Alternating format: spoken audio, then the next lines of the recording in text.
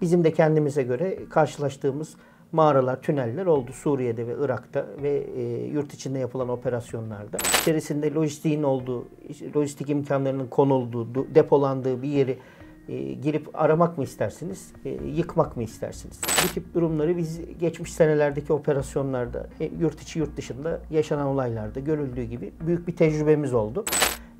Bu aynı zamanda dışarıdan aldığı desteğin de ortaya çıkarılması açısından önemlidir örgütlerin. Yani o teçhizatı nereden buldu, nasıl ele geçirdi veya nasıl oraya getirdi gibi soruların da cevaplarını verecektir. Hocam hoş geldiniz. Hoş bulduk. Nasılsınız? İyiyim. Sen nasılsın? Teşekkür ederim. Ben de çok iyiyim sorduğunuz Güzel. için. Hocam bugün sizinle gündemimizde olan mağara ve tünel operasyonları konuşmak için bir araya geldik. Hocam mağara ve tüneller neden tercih edilir? Son zamanlarda gündemimize girdi. Bayağıca da bir konuşuldu ama aslında tarihsel olarak da mağaraların, yer altına açılmış tünellerin, yeraltı kentlerinin kullanıldığı durumlar var. Genel olarak kullanan tarafın, yani mağara ve tünelde aradığımız tarafın güç eksikliğinden dolayı, karşısında kendinden daha kuvvetli bir orduyla veya devletle savaşmasından dolayı buralarda öncelikle gizlenme, daha sonra da operasyonel olarak faydalanmak maksadıyla kullanıldığı durumlar var. Hocam mağara ve tünel kullanımının tarihte örneği var mı? Geçmişten gelen, tarihten tabii ki örnekler var. Ülkemizden örnek verirsek genellikle Nevşehir Göreme bölgesinde gördüğümüz yeraltı kentlerimiz var. Büyük nüfusları barındırabilen. Bunlar hep kendinden daha kuvvetli olan düşmanından gizlenmek, kaçınmak, yaşamına devam etmek ve operasyonel olarak da faydalanmak maksadıyla kullanılmış. Özellikle Roma zamanında, Roma İmparatorluğu zamanında su sarnıcı olarak yapılmış tünellerin, sulama sistemi olarak hazırlanmış yerlerin daha sonra savaşlar esnasında kullanıldığı durumlar var. Günümüze de yansıyan durumları var. Suriye'de özellikle Lübnan'da Roma İmparatorluğu'ndan kalan sulama sistemlerinin ve sarnıç yapılarının kullanıldığını görüyoruz. Doğal mağara şeklinde kullanıldığını görüyoruz. Yakın tarihte bakılırsa Afganistan'daki Rus Savaşı'nda ve Amerikalıların işgalinde özellikle Tora Bora dağlarındaki doğal mağaraların kullanıldığını görüyoruz. Bu tip durumlar ordu ne kadar gelişmiş, teçhizat yönünden, teknik yönünden gelişmiş de olsa zorlar. Orada her ordunun karşılaştığı her sisteme karşı kendini bir geliştirme durumu var, bir adaptasyon süreci var. Bizim de kendimize göre karşılaştığımız mağaralar, tüneller oldu Suriye'de ve Irak'ta ve yurt içinde yapılan operasyonlarda. Bunlar dediğim gibi illa operasyonel olarak değil, depolama maksadıyla kullanılanlar var. Geçmişte bulunmuş doğal mağaraların genişletilmesiyle meydana getirilmiş yerler de karşınıza çıkabilir. Bazen bir adamın sürünerek geçebileceği, bir köpeğin zorlukla içinden geçebileceği büyüklükten büyük mağara sistemlerine ulaşıncaya kadar katlar şeklinde yapılmış çok değişik durumlar olabilir. Bunlar tamamen açıldığı yerin, hazırlandığı yerin coğrafyasıyla alakalı ve yerin yapısıyla alakalı. Örneğin Suriye'de karşılaştığınız yerlerde genellikle kazılmış tünellerin betonlarla desteklenmesi şeklinde, beton bloklarla desteklenmesi şeklinde yapılmıştır. Bunların imha etmek istiyorsanız durumu farklıdır. Ortadan kaldırmak istiyorsanız durumu farklıdır. Kullanma amaçları da farklıdır. Bazıları sadece irtibat için, içerisinde çeşitli araçlarla gidip gelmek için veya yaya gidip gelmek için kullanılabilir. İrtibatı sağlar iki yer arasında.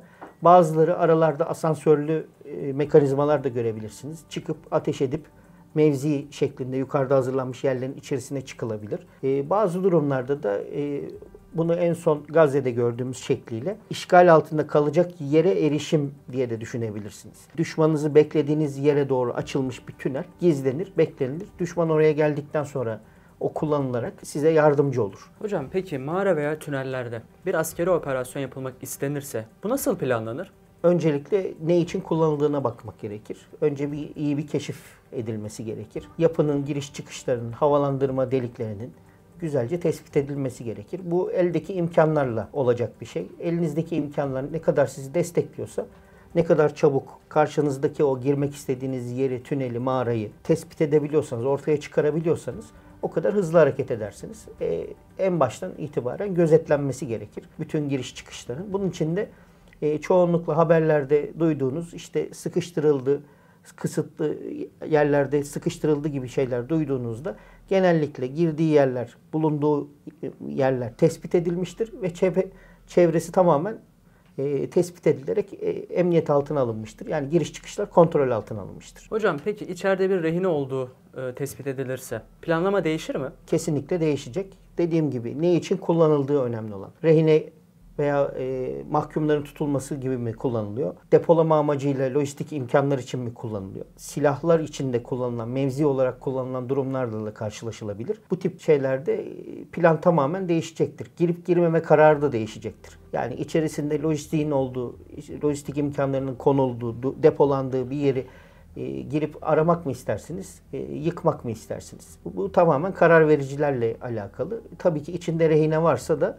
bu devletin tutumuyla, ordunun tutumuyla alakalı bir durum. Bu genel olarak da orduları bu tip durumlarda birbirinden ayırt edebilirsiniz. Bir başka ordunun verdiği tepkiyi sizin ordunuz vermeyebilir ki bizde genellikle göz önünde bulundurulan sivil hayat, sadece sivil değil doğal hayatın da korunması bizde öncelikli olduğu için, yani hayvanlar ve bitkilerin de korunması bizde öncelikli olduğu için bu tip durumlarda verdiğiniz kararlar da planları değiştirecek. Hocam peki bir mağara operasyonu yapıldı, başarıyla sonuçlandı diyelim. Mağaranın içinde bulunanlara ne yapılır? Teçhizat malzeme çıkabilir, yiyecek çıkabilir. Bütün bunların imha prosedürleri var. Tabii daha önce kataloglanması gerekir. Özellikle silahların. Bu tip durumları biz geçmiş senelerdeki operasyonlarda, yurt içi yurt dışında yaşanan olaylarda görüldüğü gibi büyük bir tecrübemiz oldu.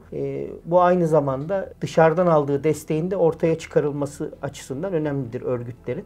Yani o teçhizatı nereden buldu, nasıl ele geçirdi veya nasıl oraya getirdi gibi soruların da cevaplarını verecektir. Bunun için imha edilmeden önce hepsi fotoğraflanır, kataloglanır.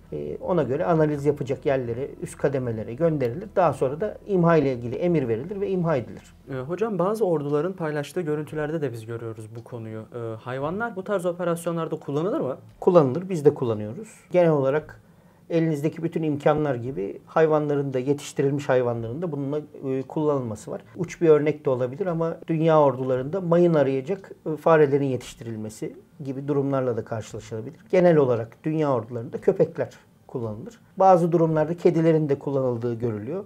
Ama yetiştirilme olarak köpekler daha uygun olduğu için bunlar kullanılır. Keşif köpeği olarak da, içerinin tespit edilmesi olarak da son zamanlarda gördüğümüz gibi üzerine kamera bağlanmış çeşitli hayvanların bu tip tünellerde insanın giremeyeceği durumlarda kullanıldığını görüyoruz. Genellikle de işte bu kameraların içeriye sokulması, yani önden bir keşif yapılması, nereye girileceğinin görülmesiyle alakalı, içeridekilerin görülmesiyle alakalı kullanılabilir. Hocam mağara veya tünel operasyonu yapan bir askeri personel hangi ekipmanları kullanır? İlk zamanlarda da çok bahsi geçmişti. İçeride, yani meskun mahallede, mağaralarda, tünellerde gibi kısıtlı ortamlarda, kapalı ortamlarda silahı kullandığınızda onun basıncının, kaldıracağı tozun, sesin size artı bir etkisi olacak.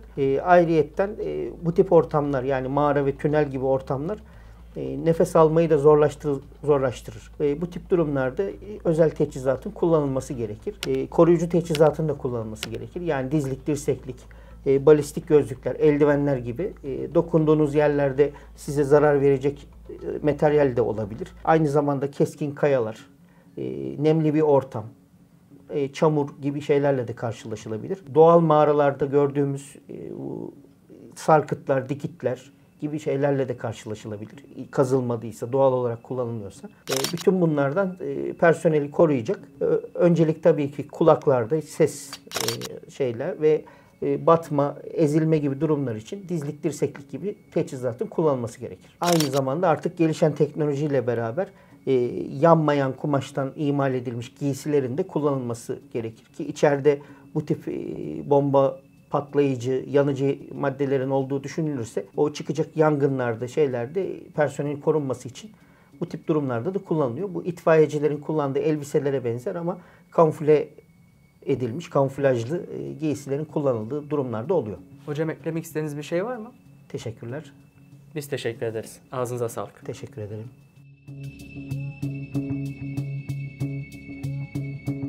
Bizim de kendimize göre karşılaştığımız mağaralar, tüneller oldu Suriye'de ve Irak'ta ve yurt içinde yapılan operasyonlarda. İçerisinde lojistiğin olduğu, lojistik imkanlarının konulduğu, depolandığı bir yeri girip aramak mı istersiniz, yıkmak mı istersiniz? Bu tip durumları biz geçmiş senelerdeki operasyonlarda, yurt içi yurt dışında yaşanan olaylarda görüldüğü gibi büyük bir tecrübemiz oldu.